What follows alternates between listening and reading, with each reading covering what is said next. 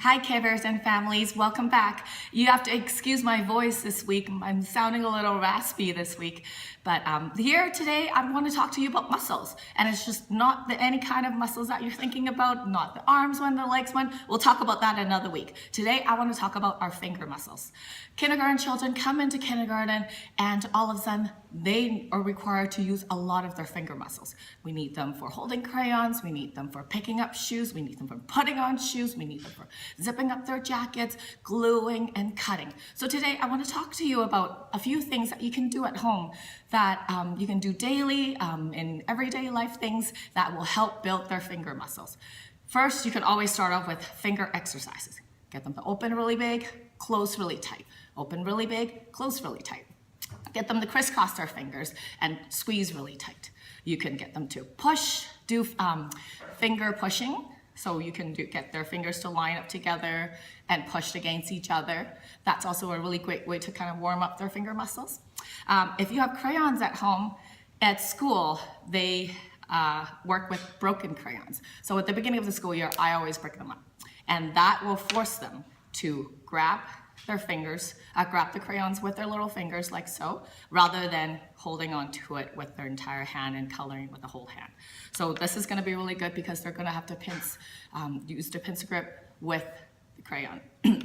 Another thing, if you have things with lids at home, so like glue sticks or markers, make sure that they hold on to the lid and the marker with their fingers and get them to push and really hear the click.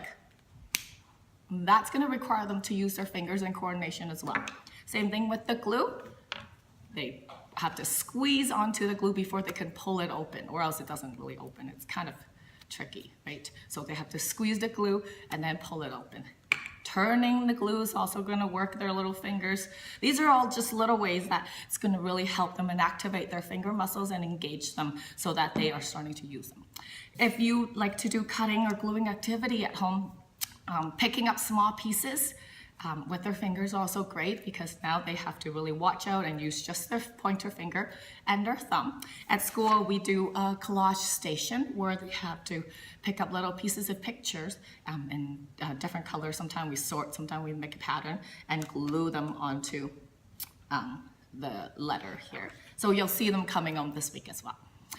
Last but not least, I want to start talking to you about scissors skill. We've already started using scissors at school. We actually have quite a lot of good scissors and good cutters at school, so I'm really quite excited for that.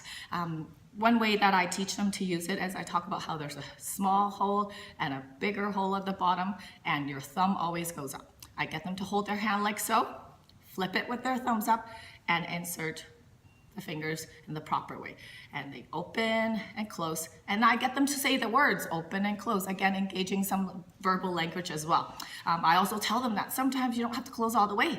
You can close just halfway and open and close, and that's going to help them too. Scissors are a tricky thing to use, so make sure you practice with them at home and just snipping pieces of paper, cutting out pictures they like from the magazine or the newspaper to make sure that you try to use different ways to incorporate scissors in there.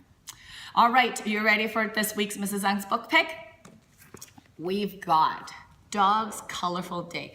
This is a book we've read several times at school, and Mr. Campbell, our other kindergarten teacher, also came in and did an activity with us. So it's a very lovely book about a little dog that got lots of colors on him by all kinds of accidents.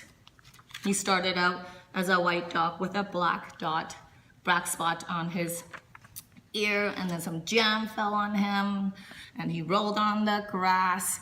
So this is a great activity too for counting, for colors, concepts, as well as just for a fun story to read. So if you haven't read this book before, go to your local bookstore or the library or even our school library and take a look at Dog's Colorful Day. That's it for this week. Thank you for watching. We'll see you next week. Bye-bye.